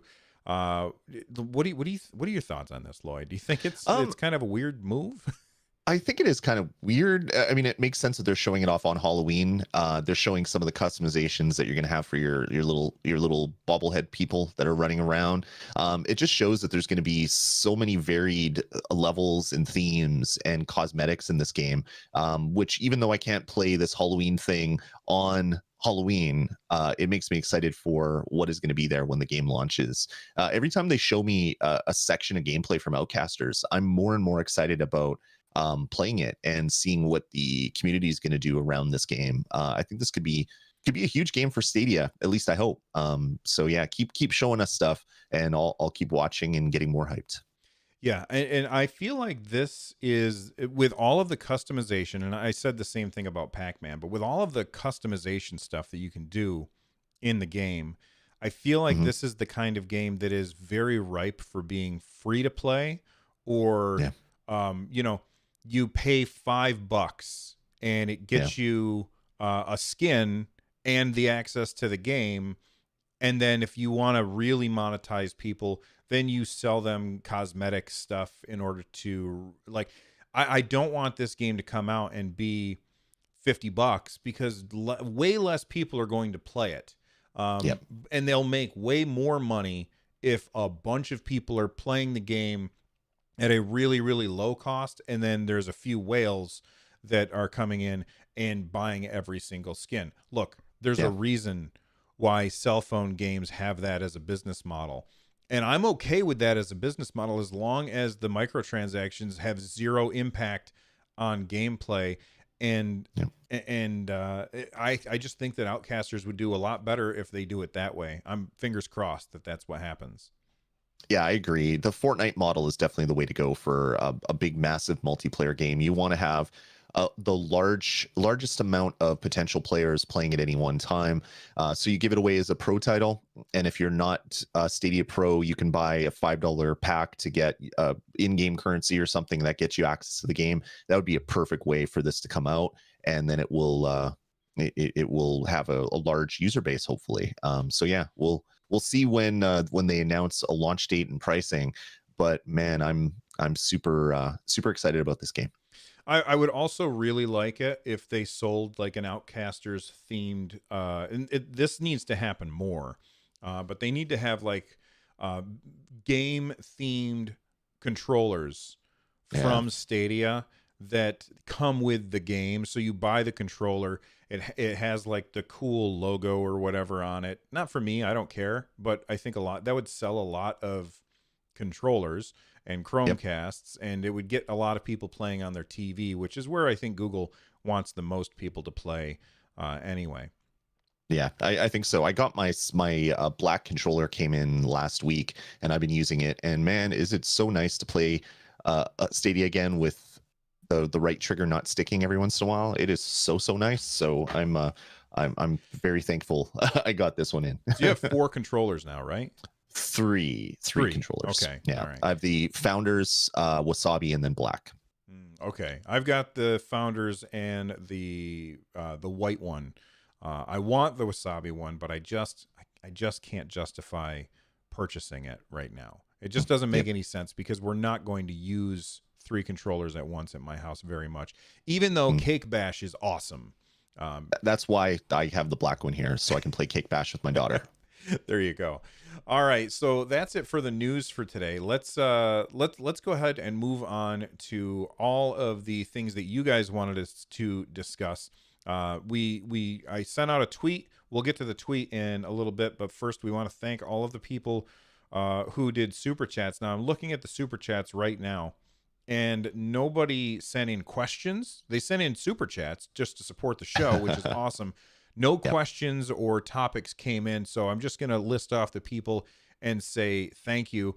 So thank you to Jacob, Ray, Ruben, Consino, David, SK Gamer, and Sukotronic for their super chats. Ray did say Phil has more hits. Oh, he was talking about Genesis versus Phil Collins at the beginning. Right. I thought he was talking about Phil Harrison for a second there. But thank you, everybody, for the super chats. You guys are awesome. We really do appreciate it. All right. I tweeted out before the show. I said, we will be talking about all things Stadia. What do you guys want us to discuss? And so Anthony Talcott sent in a question. He said, I know Stadia chat is coming, but do we really need party chat features when Discord is such a great alternative? Do you guys think Stadia should invest time building their own community party chats or leave that to a third party? So I'm going to give my answer real quick, and then I'll let Lloyd go. Sure. I think that Microsoft, Sony, Nintendo, Stadia, Luna, and anybody else that gets into the gaming industry should just say, you know what, screw it. We're just going to go with Discord, and we'll integrate Discord. That being said, nobody's doing that. So I do think that they have to build their own, because there's a lot of people who don't play on their computer. Like, they play on their Chromecast, and you don't want to have to use a second device in order to communicate with the people that you're playing with. What are your thoughts on this, Lloyd? Yeah, as much as I'd love to see everybody use Discord, it is a third-party company that is beholden to their own shareholders, and there could be some issues there where Discord breaks, and then every single system gets impacted by it. So it makes sense why Google wants to roll their own solution, and which is fantastic. The good thing is Google's been doing audio chat since like the late 90s. Like we've had voice calls, we've had everything in Gmail forever. One of the main engineers that works on Stadia basically wrote some of these chat apps that are being used out there. So if anyone's going to do it right, it'll be Google, because they've done it 50 times already. So hopefully the solution that they come out with is usable across all the different platforms that Stadia can work on without any sort of weird workarounds or having to plug in something into your controller every time for people that want to do it on PC or whatever. I'm surprised it's not there already, because Google is a company that has done VoIP forever. So I'm eager to see what the solution is, but as I said, I'm way more. I'm confused why it's not there already. Yeah. I personally, I prefer Discord, and that's what I always use. But I also play right here, and so Discord is available to me. Most people don't have the same setup where their audio is all routed through the right stuff so that they can hear the game and Discord at the same time. So I get what you're saying, Anthony, but unless it's integrated, it's just not going to work. So Pat Duddy tweeted at us. They said they wanted us to talk about November Pro Games, which we did. They wanted our predictions for the anniversary, which is coming up in 17 days. November 18th is the day that Stadia came out. Do you think, Lloyd, that Google is going to do a specific thing for the anniversary of Stadia? They have to. Like, it would be such a miss if they didn't. At least have a Connect video of some form, or a Good Stuff Part 2, and one day of announcements that happens on the 19th or 18th or wherever you are in the world, that the video comes out. They have to celebrate being around for a year, because people keep saying that Google is the newbie and they've been around for no time and they're going to fail. Well, you celebrate these anniversaries as a company. I think it would be prudent for Google to do something at least. And let's say that they did. I mean, we've talked about them having connects and then having those connects be kind of lackluster. Yep. So, like, let's say that they did have this 1 year anniversary thing. What do you like? You're in charge. What goes into that connect that you're talking about? Okay, let's predict something that won't happen. I'm pretty sure that this won't happen. But a great way to celebrate the 1 year anniversary is, okay, every pro member, you're going to be getting 2 games today on the birthday of Stadia. You're going to get this shooter and this platformer, say. Well, I'm not sure on game names. That doesn't really matter. It's like, here's 2 more games that are going to be added to Stadia Pro, but these 2 are yours to keep forever for being a pro member on our birthday. And also, we're giving you a free month of Stadia Pro to celebrate the 1 year anniversary for people that have been sticking with us from the start. Something like that would be a great way for Google to kind of get the word out. They've already given us so much free pro, so I'm not demanding that they need to do this, but this would be a really great way for them to continue to build the user base, because Stadia's user base is very small. They want it to not be small, so giving people games and free time and all this stuff would be a really great way for them to do that. Yeah, I think that makes a lot of sense. I would also like to see them do sales, like, hey, here's on Stadia right now, all of our games are half off. Like, that would be really crazy to do if they just said, and they would have to get okays with publishers unless they just ate the cost, and Google has the money to eat the cost, so they could say on Stadia every game is half off today. And that would sell a lot of games, and a lot of people would try things out that they may not have tried out otherwise. Epic did that. They put a bunch of stuff on sale, and the publishers and the game makers were really angry. It's like, you're selling our game for less than everywhere else, and Epic's like, yeah, but we're eating that. And there were some games that went off sale because of that. Google could also give us another voucher. We haven't had another voucher added to our account for a while. A $10 coupon or whatever would be a really great way to do that as well. So there's a lot of ways that they could celebrate, but I think giving a couple games to everybody that is a pro member that you can keep even if you're not a pro member would be a new thing that they've never done before. Yeah, I would personally, what I would really like them to see, I would like them to say, here's our YouTube integration, because that, like, once the YouTube integration comes, that's going to be huge for growing Stadia as a platform, because I'm not going to go into all the reasons. I've said it a billion times. I would really like to see family sharing, all of the things that we've been asking for over and over and over again. We're just going to keep asking for, and I want all those things to happen on November 18th. I don't think that they have to do something on November 18th, because you don't see, like, Nintendo, and you're right, Lloyd, Stadia's new. So celebrate that first year. I'm fine with that. But, when Nintendo hit the, March 3rd, 2018, they didn't have a giant thing about that. Same thing with Xbox and PlayStations and stuff like that. They don't always celebrate that 1 year. So I understand the reasoning behind it's a good thing to celebrate, but I also say it's not 100% necessary.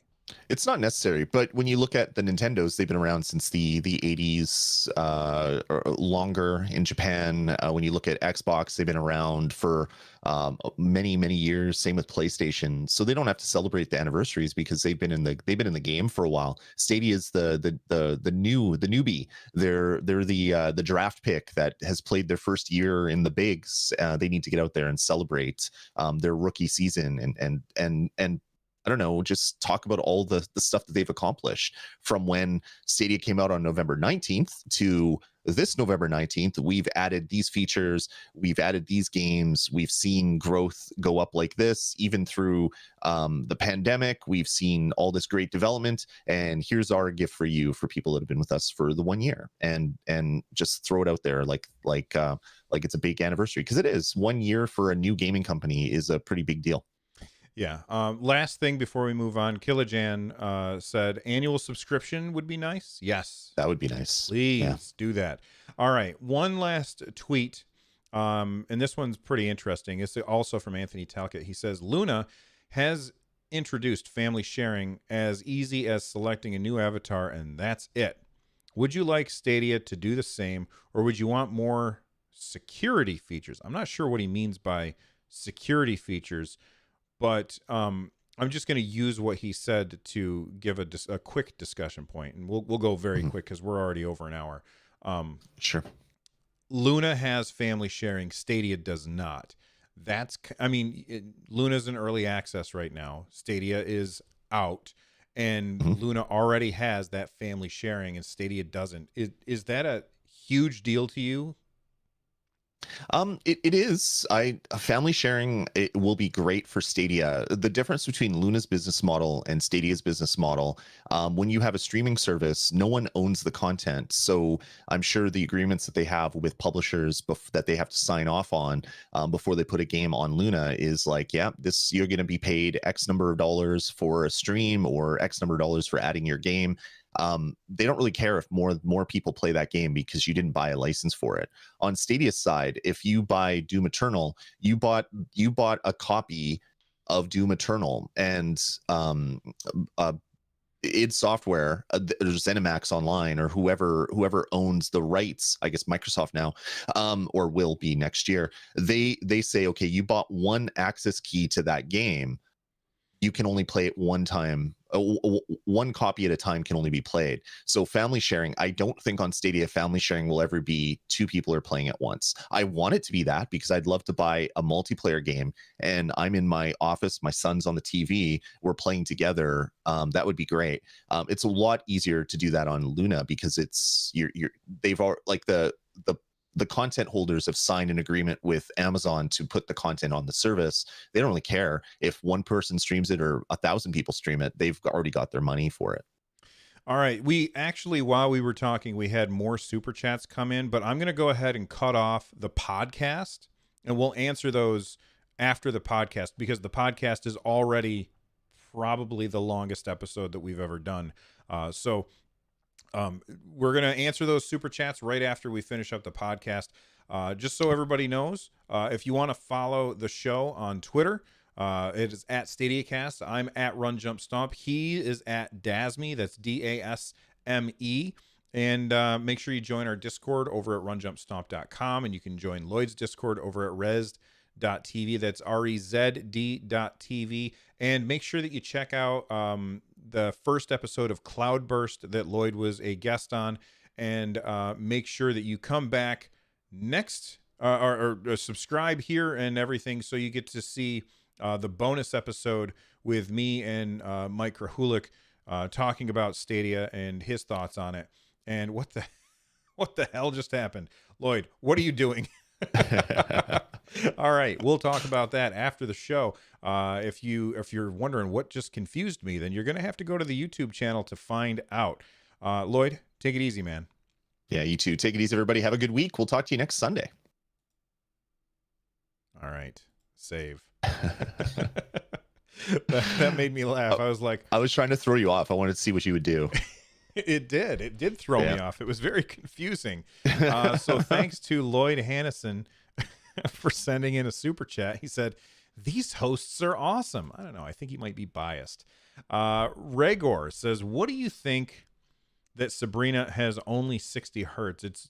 It's new hardware. 120 frames per second seems impossible in the future, and PlayStation 5 and Xbox Series X have it this year. I'm worried. All right, Lloyd, I'm going to let you tackle that. Yeah, like 120 hertz, the amount of screens that you have right now in your house that can do 120 hertz is probably zero. You need a TV that has the proper HDMI spec and the capability to do 120 hertz refresh rate. I just bought a 4K monitor that I'm sitting right in front of. I didn't just buy it. I bought it like 6 months ago or 8 months ago or whatever. It's a new LG 4K monitor. It only supports 60 frames a second. So I don't think 120 hertz is going to be huge right away. In 5 years, 120 hertz is going to be huge, just like it took 5 years from the PlayStation coming out to the PlayStation Pro coming out before people could actually start playing games in 4K, except for the people that are spending 25 grand on a TV because they want the latest tech. 120 hertz will be important. It's not important right now. There's just not enough screens that will display 120 hertz at the moment. So Stadia still has some time to catch up for that. And I'm sure it's just as easy as ramping up their encoders and putting better GPUs in their blades. Like for Stadia to do it, it's probably not a big deal at all. It's more the developers having that support built into their games as well. Yeah, the thing that I want to remind everybody is that the Google TV that was just launched, it is not aimed at gamers. It is aimed at just most people who want to watch Netflix or YouTube or what have you on their TV. It's not about people who are playing video games on it, which is why they launched it without Stadia support. Now, Stadia support's going to come down the road, and I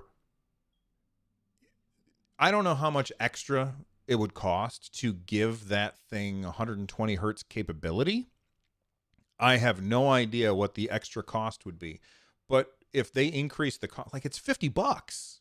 Yeah. If they increase the cost of that thing too much, people just are going to say, I'll just buy something else instead, because it's not about the games. It's about being able to watch the latest episode of, I don't know, Cobra Kai on your TV. Right? Mandalorian. Right. The Mandalorian. This is the way. That's really what it's about.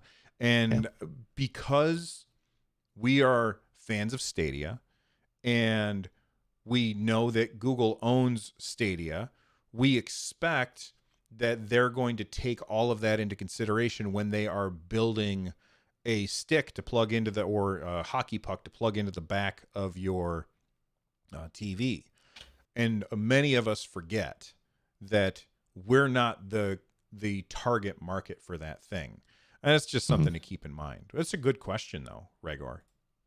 Exactly.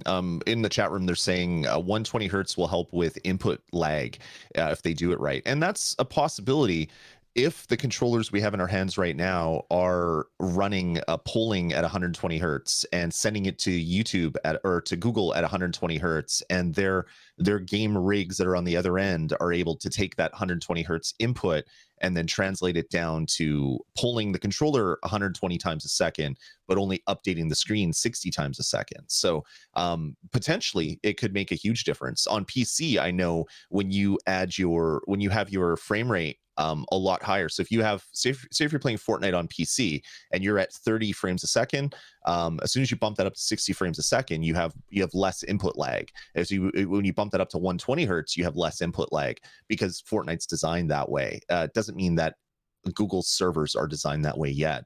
They could patch it. I mean, Google's a software company and they're really good at what they do. Their engineers are top notch. So they could potentially do that, and they could make the games perform even better with less input lag if they have the polling rate set higher. But you have to make sure that that the controllers support it, and that the receiver on the other side is going to receive that data in a usable way that can then translate into the game engine. We have more super chats that came in, but I don't know how much time you have, Lloyd, because I know that you had, like, do you want to stick around for these, or do you want me to do these? I could stick around. Okay. Kara came home and she's done all the things she needed to do without me. So I'm not going to be in the doghouse, thankfully, because I was busy. But yeah, now I don't have any need to do that right away. And then I'm going to do some Watchdogs streaming after this one as well. All right. So Christopher, it moved on me. Christopher Torres sent in a super chat. They said, just supporting, no questions, great show. Well, thank you very much for that. Thanks. Jay Dangle sent in a super chat. They said, Bill, I play Stadia on my elliptical. It gives me incentive to get on the stupid thing. You guys rock. I'm gonna say this. I'm very much looking forward to getting a treadmill. Um, like right now, we have a room in our house which we call the room of requirement. And when my wife ended up, she lost her job due to COVID. She brought all of her stuff home, and it is now living in the room of requirement. Well, now she's got a new job, and over time she's going to move that stuff out, and then we're going to get a treadmill, and I'm going to be playing Stadia on the treadmill. I'm going to be Nice. watching shows on the treadmill. I'm very excited for the treadmill because when I get on the bike and I start to get tired, I pedal slower. I can set the treadmill to a speed and I don't have a choice. I have to keep up. And Yep. that means that I get a better workout. So I'm very much looking forward. And I get what you're saying, Jay Dangle. Watching This Week in Tech is one of the things that helped me get to like stay on the treadmill or the elliptical back when I had an elliptical for a Yeah. very extended period of time. So there you go. Do you use a treadmill or bike or any of that stuff, Lloyd? I have a bad back. I have issues with my lower back and upper back. So when I sit on an exercise bike, it hurts. Like it physically hurts me holding the handles and pedaling. So I want to get a recumbent exercise bike, and we just haven't had a chance to do it because of space and cleaning and all the stuff that we have to do to get it ready. My goal is to have an exercise room like yours that will have a TV with a Chromecast hooked up to it, so I could sit on the recumbent bike for an hour and play Watchdogs Legion and not even realize that I'm working out, other than getting a little bit sweaty and hopefully not dropping my controller. But yeah, that's my goal. I hope to do that sometime this year. Get things ready and get a recumbent exercise bike. Pat Johnson sent in a super chat. Thank you very much for the support to everybody who's doing that, by the way. He said, Stadia should allow us to gift games to friends. Yes. Why is that not Yep. even a thing yet? Like, just yesterday, my son asked for a game on Steam, and it's just easier for me to go into Steam and purchase the game as a gift for him than it is for me to go to his computer, get out my credit card, type in all of the stuff, and Yeah. buy the game for him that way. But it occurred to me as I was doing it, man, this is so easy for me to just click a button and have him then own that game. So yes, Pat Johnson, you are 100% correct. Stadia should allow us to gift games to friends. That would be amazing. That Why would. do you think we can't do that yet, Lloyd? I don't know. It must be something to do with the way their store is set up, where like licenses are from purchasing are tied to the one account that purchases them. Might be why we don't have family share yet, and why we don't have the ability to gift, and why pre-orders took forever to come in, because you're buying a thing, and if you cancel it before the game comes out, they have to take that license, cancel that license. There must be some back end stuff that they still need to work on. And I'm sure that if Google Play wasn't around, or sorry, if Google Play obviously is around. If COVID wasn't around, they would have the Google Play interface working on every platform, so that if I'm on my PC, I could use my Google Play credit to buy a game instead of having to go to an Android device to do it, and then have family sharing and have all this other stuff would be working. I'm thinking that that COVID basically got in the way of all these features. Possibly. That's definitely a possibility. RJC sent in a super chat. They said, any chance of Minecraft or Tetris? One can only hope. Keep up the great work. Well, thank you very much for the support and the kind words. Minecraft and Tetris are obviously very different situations. Minecraft is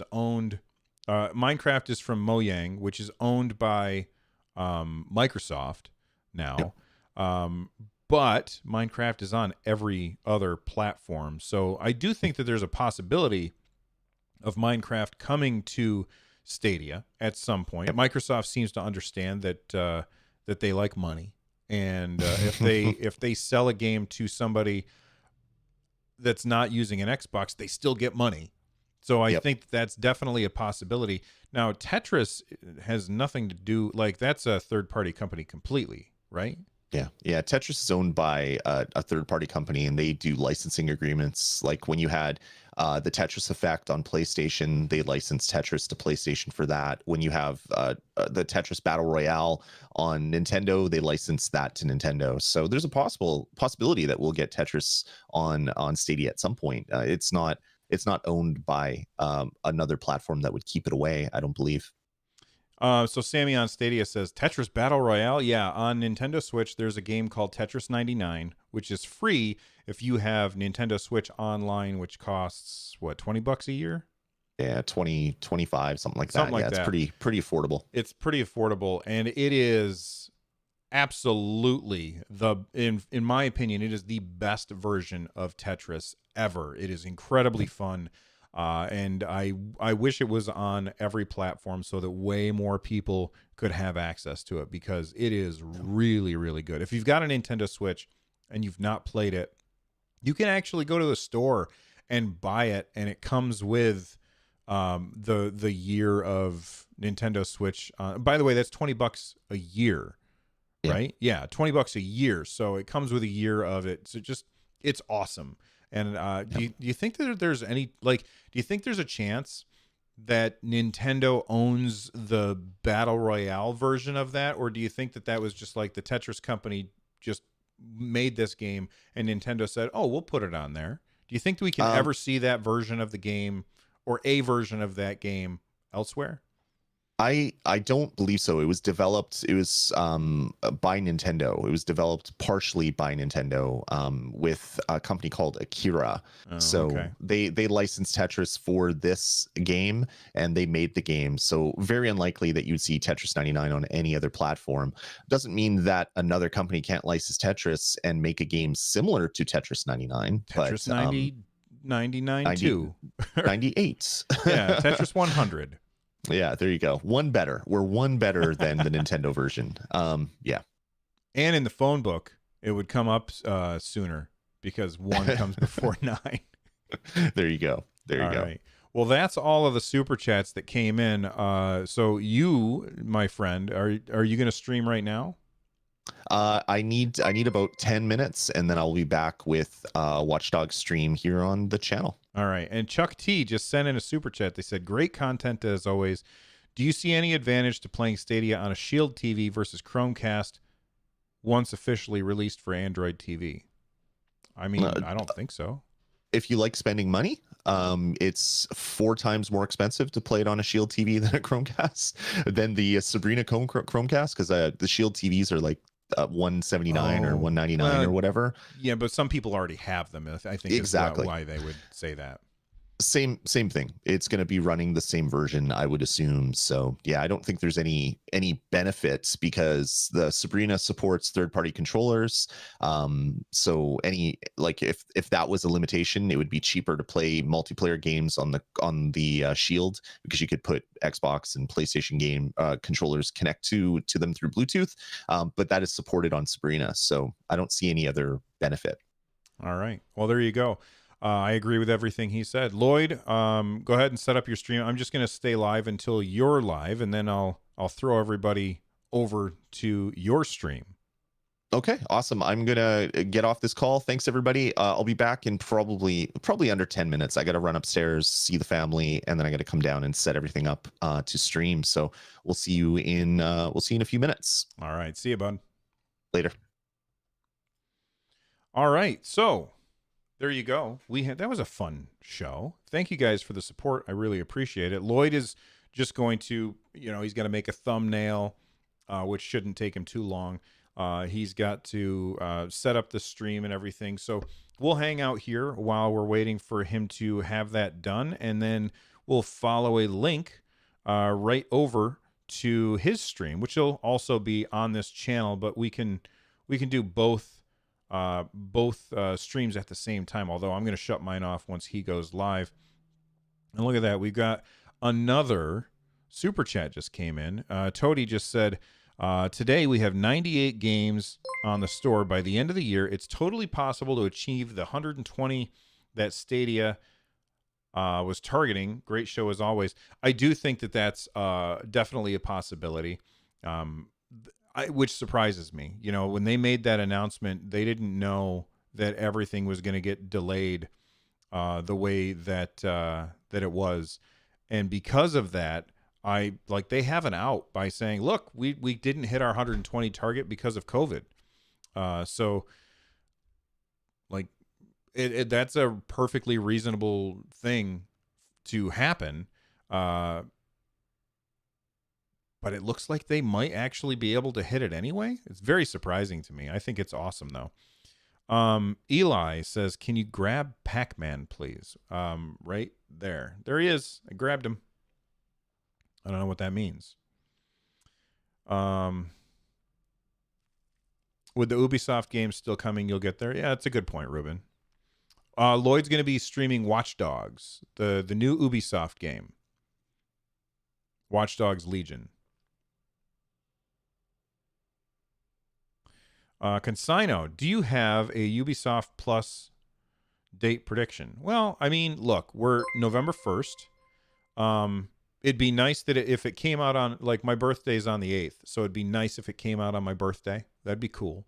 But they said that it's not going to happen on that day because it's coming to Luna on the 10th, and they said by the end of the year. I fully anticipate sometime in December. It makes perfect sense. They said it would be by the end of the year. So, like, the amount of days that you have to worry about it happening are pretty small and shrinking every day. So by the end of the year, sometime in December is my guess. Stupid Rabbit says, Pro has been totally worth it. Can't wait to see what the rest of the year has in store. I do think that Pro has been absolutely worth it. It is the second best deal in gaming, in my opinion. Bernard, did you talk about Xbox streaming stick rumor? It would be curious about your thoughts. We talked about that last episode, Bernard, I believe. Why is the music... Oh. There we go. I didn't have the music on. 19th is the obvious date, but I don't want to get my hopes and hypes up. Yeah, I mean, you're right. That is the obvious date. We'll see.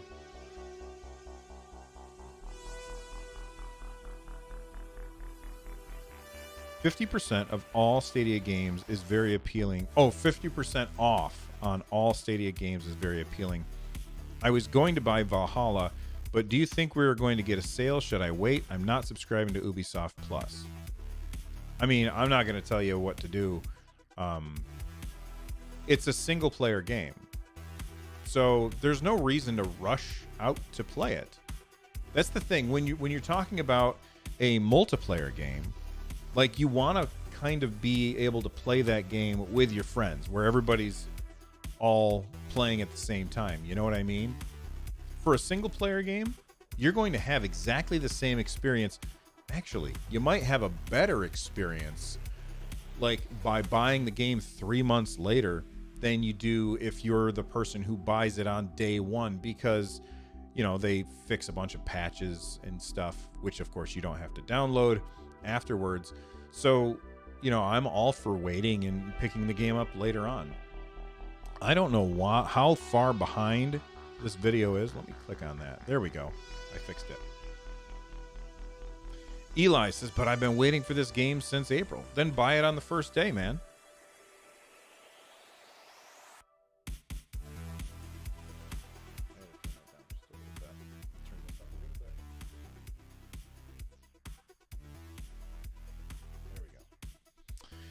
Kevin Webb says, any thoughts on why you think Luna will get Ubisoft Plus first, especially when Luna is in limited beta? So here's the reason, Kevin, and this is just my opinion, but I think the reason that it's coming to Luna first is because they have more games on Luna first. Because think of it this way. Luna is running on Windows servers, so they're basically, the port is already done. Like, they already have all of those ports done. Bringing Ubisoft Plus to Google Stadia right now, where they have so few of those games, it's going to leave a sour taste in people's mouths. So they want to wait until they have all of those games available on the platform, but those ports aren't done yet. So they have to finish those ports before they bring Ubisoft Plus.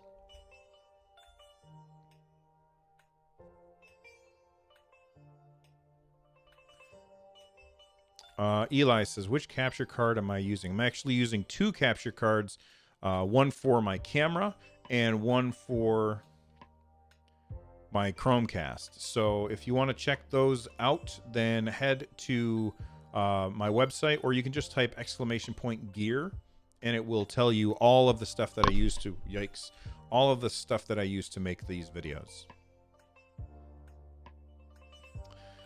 Victor, how about the Alex Hutchinson tweet? Opinions? So I was live. Well, okay. I found out about his tweet when I was live during the 3rd day of the good stuff. So if you want to know my opinion, you can go check that out. And we talked about it on the show last Sunday.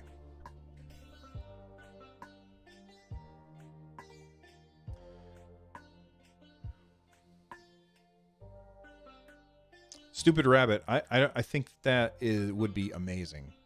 It would be amazing if Google just said, you know what? Or you know what? If they increased the price by 5.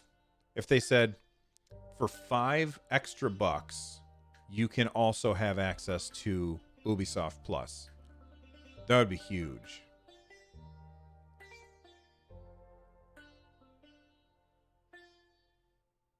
Did I pre-order the Pac-Man game? I didn't pre-order it, but I'll buy it the day it comes out, I'm sure. It's very seldom that I pre-order things. It doesn't mean I never pre-order things, but it's seldom. I don't do it very often.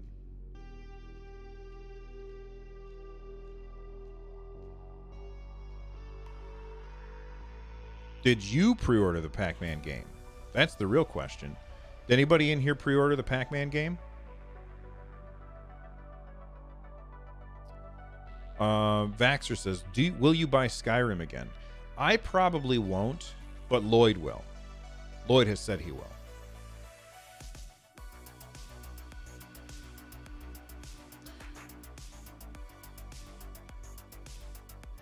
Have I pre-ordered any game on Stadia? Well, there's only a couple games that you can pre-order. No, I haven't. I haven't pre-ordered anything on Stadia.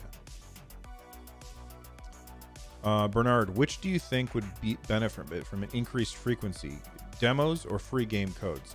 Demos would be a better a better marketing strategy, because more people would be able to take advantage of that.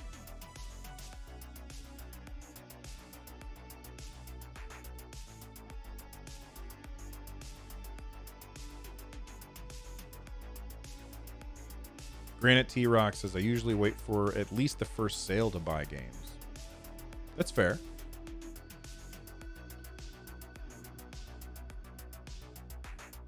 Brett says, should Google and Amazon share some of their streaming profits with developers? Well, I have no idea what business model Amazon is doing with Luna, but like, Stadia allows developers to sell games to people that don't have the hardware otherwise required to play those games. So developers are already going to be making more money by selling games on Stadia than they would otherwise. Consino says, have I signed up for Luna yet? I signed up for Luna day 1. I have not received an email about it. Eli, what is your internet speed? Somebody has probably already asked you. Yeah, 300 down, 20 up is my internet speed. Did I pre-order the first Fire Emblem game on Switch? No, I probably am not going to play that at all.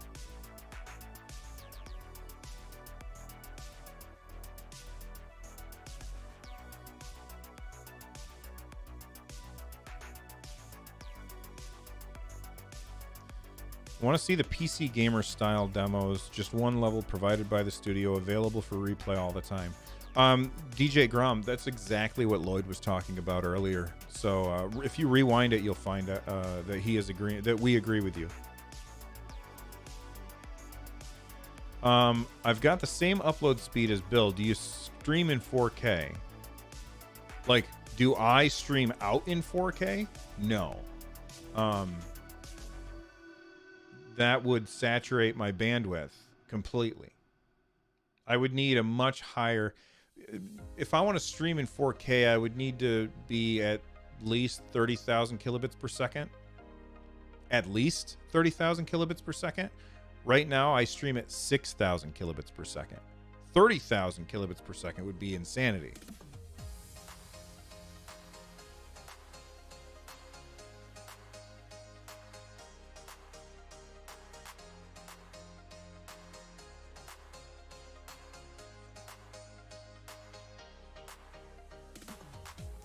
Powder Monkey says, not having an easy mode means those of us with disabilities are being excluded from enjoying this game. I assume that you're talking about Sekiro. I understand completely.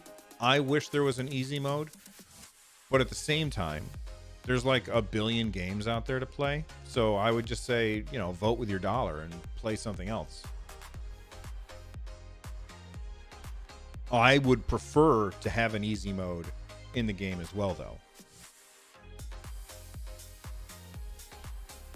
My streams are always so much smoother. Well, you know, check out all of the gear that I use, and like, you also have to remember when you're looking at my camera, this is not a webcam. This is a $700 camera. I didn't spend $700 on it. I spent $200 on it, but that's just because I got lucky. I never would have spent the money that is required to have a camera like this otherwise. There's like, when you're looking at my stream, it's going to look better than somebody on a webcam because I've got this fancy camera.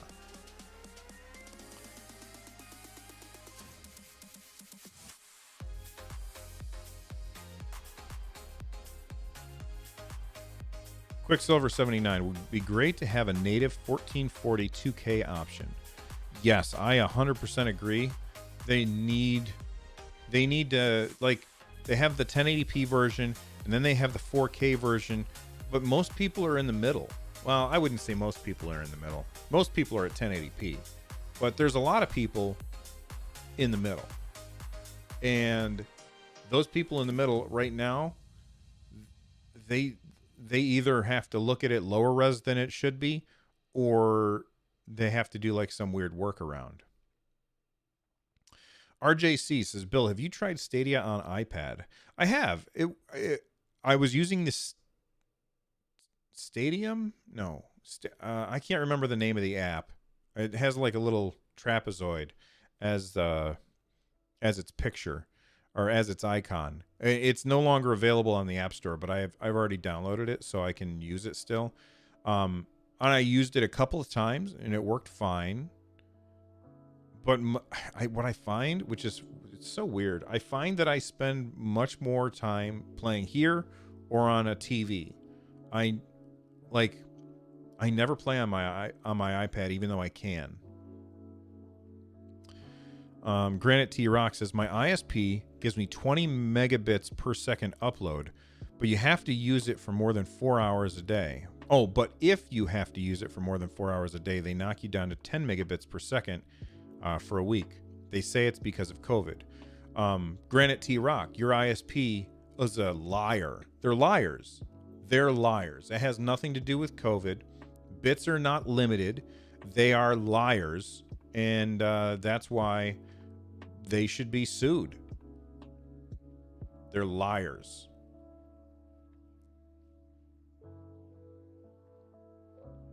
Quicksilver 79, general consensus on Sekiro. It's really fun, but it's incredibly hard. And if you're going to get frustrated by playing it, then I would just avoid it. But I'm really enjoying it. Of course, I also got the game as a review copy, so I didn't have to spend the money on it.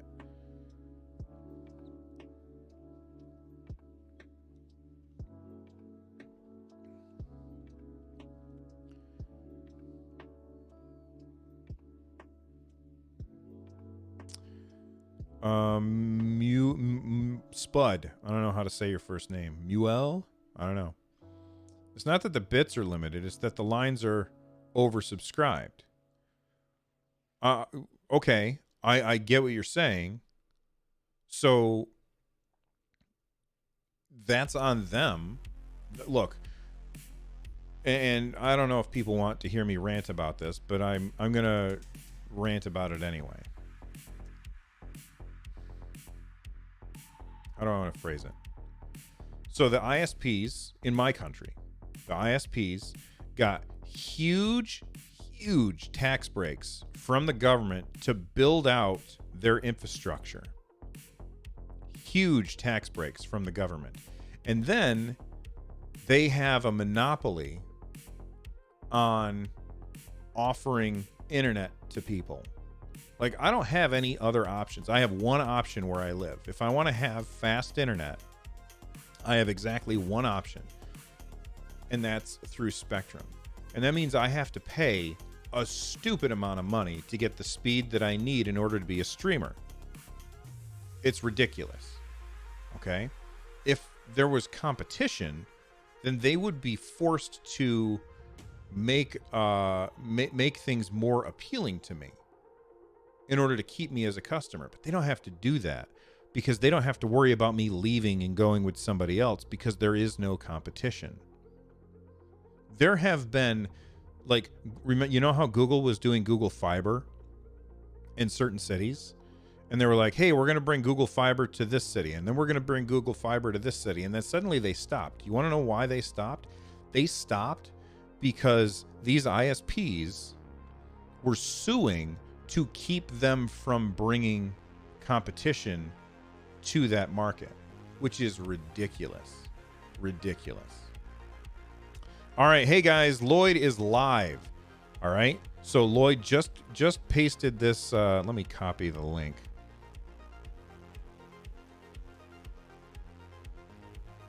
So click on that link right there and head on over and watch Lloyd play Watchdogs Legion over on our channel. Well, I'll see you guys around, and maybe I'll see you guys over there. I got to edit the show. So bye, everybody.